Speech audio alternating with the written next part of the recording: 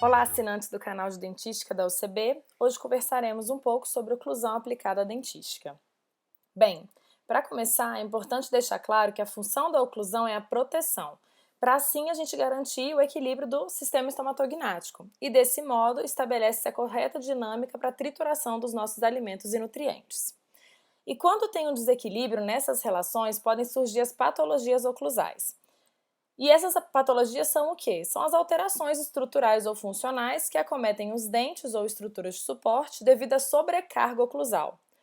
Mas quais são os sinais clínicos que nós podemos ver que estão presentes nessas patologias?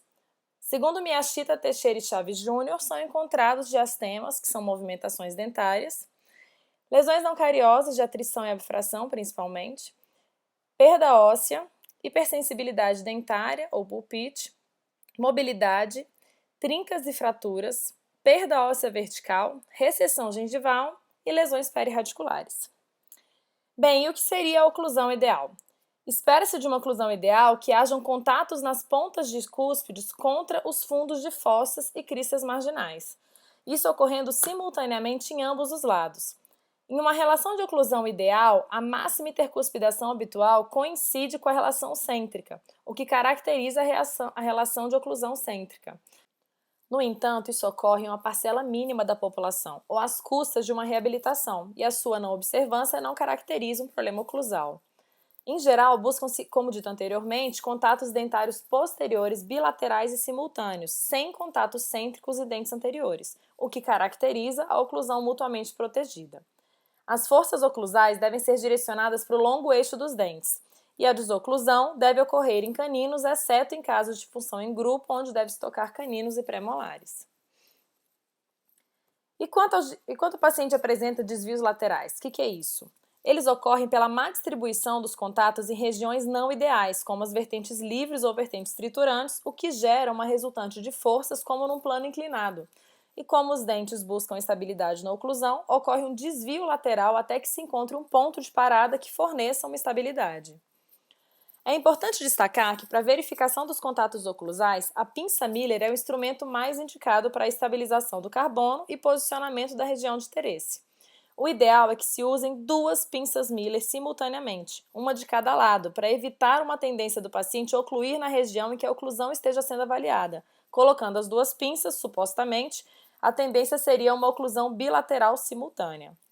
Quanto ao carbono, esse pode ser tanto em papel quanto em filme, sendo indicado o filme por ser menos friável e possuir uma menor espessura. Existem diferentes marcas comerciais e algumas até alcançando toda a arcada de uma só vez. Quanto à intensidade do contato, nessa imagem nós podemos observar contatos mais fracos, que geram marcações menores, e contatos mais fortes, que geram marcações de maior diâmetro. Quando observamos um contato com o centro sem a marcação, significa que ele está tão intenso que ocorreu o rasgamento do papel do filme.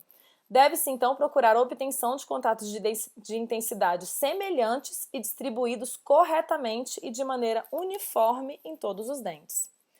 E quais são os erros mais comuns? Ao checar os contatos, por vezes o campo está úmido e o carbono não marca corretamente, portanto, seque sempre.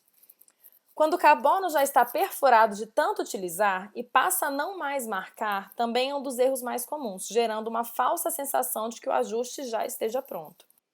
Ao final de um procedimento, o paciente está cansado e o dentista também está cansado. E esse cansaço muitas vezes faz com que o paciente relate que já está bom, mesmo com algum incômodo apenas para finalizar o procedimento, ou o próprio dentista falar que ele vai se acostumar. Não é por aí, né? O ideal é que os contatos sejam estabelecidos ou restabelecidos em posições ideais de oclusão. Devemos restaurar os dentes e não apenas obturá-los, fecharmos as cavidades. Sem contar que, se não obtivermos contatos ideais, podemos gerar ou agravar patologias oclusais. Quando o paciente encontra-se anestesiado, ele não consegue ter a sensação perfeita dos contatos oclusais e muitas vezes não sabe dizer o que sente. Mas como o sinal do contato é visível, cabe ao cirurgião dentista a responsabilidade do correto posicionamento dos contatos e a intensidade semelhante em todos os dentes. A não obtenção de contatos em restaurações e dentes pode gerar uma extrusão dentária tardia, tanto na maxila quanto na mandíbula, e alteração da curva de Spee. Então vamos lá. Hora de levar isso para a prática. Para abertura e fechamento, utilizamos o lado vermelho. Evite dizer para o paciente arrastar os dentes, o que gera um leve movimento de lateralidade. Nesse momento, o paciente deve apenas abrir e fechar a boca normalmente, lembrando que o que buscamos são contatos dentários posteriores, bilaterais e simultâneos. Remova os contatos que estão em cúspides de não trabalho. O ideal é que não se tenham contatos anteriores, ou caso ocorra, que sejam mais leves ou balanceados.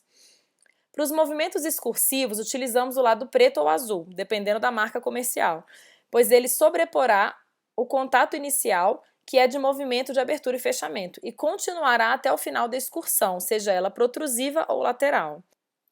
E o que devemos observar nos movimentos excursivos? A ausência de contatos posteriores durante esses movimentos, ciente de que, quanto mais posterior esse contato, mais danoso ele é em lateralidade. Os dentes devem tocar e arrastar. Quando são observados dois toques independentes, é um sinal de interferência oclusal, ou seja, um movimento descontínuo. Apenas o lado de trabalho deve tocar, evite contatos em balanceio. Os incisivos não devem tocar em lateralidade. E em movimentos de protrusão, os contatos devem ser compatíveis entre os homólogos. E por que estamos usando essa filosofia de vermelho para abertura e fechamento e preto ou azul para excursão? Isso acontece porque o carbono vermelho não marca por cima do preto, mas o preto marca por cima do vermelho. Então, como a gente vai acertar esse ajuste oclusal de restaurações? Primeiramente, devemos marcar os contatos em MH na boca toda antes de iniciar o procedimento, antes de anestesiar o paciente sequer. Ao final da restauração, a gente tem que buscar um equilíbrio de contatos, deixando-os em regiões ideais em todos os dentes e de semelhante intensidade. Caso não tenha um contato único, buscar o tripoidismo. Algumas dicas. Primeira, ver se apenas o dente restaurado toca. Isso é um sinal claro de que sua restauração está gerando um contato prematuro ou vulgarmente conhecido como restauração alta. Segundo, desgastar a restauração seguindo os contatos desejáveis. E terceiro, não desgastar todo o contato, mas apenas a parte indesejada do contato. Então, dúvidas? Bem, pessoal, esse assunto não se esgota aqui, então vale a pena dar uma revisada em muito mais do que esses conceitos e dicas para obter uma boa oclusão em procedimentos restauradores. Seguem as nossas referências e qualquer coisa que precisarem, estamos aqui nesses canais. Qualquer dúvida ou sugestão, é só enviar para a gente que assim que for possível a gente vai respondendo. E até breve!